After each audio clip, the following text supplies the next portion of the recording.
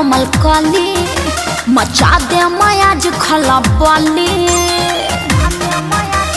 सुना हम हई बाबू कोमल कली मचा दे मायाज खलबली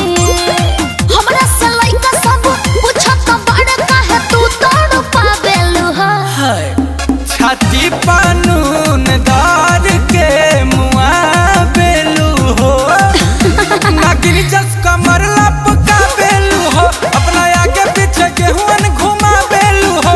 नागिन जस कमर लपका बेलू हो अपना आगे पीछे लइकन घुमा बेलू हो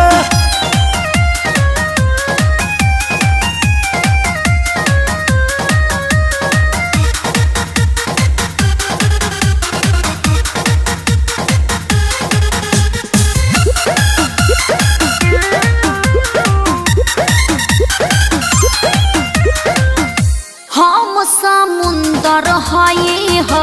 पानी बिल्कुल ही खराबा एकरा के पिए खातिर लोगवा लाइन में खड़ा बा सुनार शरीर के कीमत तनिका बुझाए सनम रह चलत काहे बनावा तारू अतना दुश्मन सुना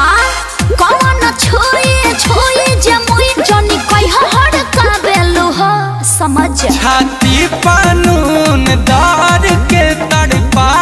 बेलू हो चीनी दरी नागिन जस कमर लपका बेलू हो अपना आगे पीछे कोहमन घुमा बेलू हो नागिन जस कमर लचका बेलू हो अपना आगे पीछे लइका घुमा बेलू हो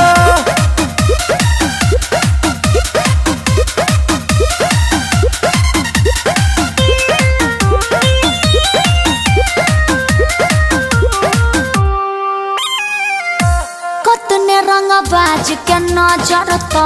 देख हमारा पड़ल बा जवनिया झूठ न भइल बा देख तसले में धरल बा गुंजन तो तोहर करी है हो जवानी के उद्घाटन फिर कही है ना खिसिया के अखिलत तोहरा के हम डाटम दे दे मडर हो जाई मडर जनी कही हटेर बेलू हो छाती पानून दार के मुआ बेलू हो नागिन जस कमर लपका बेलू हो अपना आगे पीछे गेहूं घुमा बेलू हो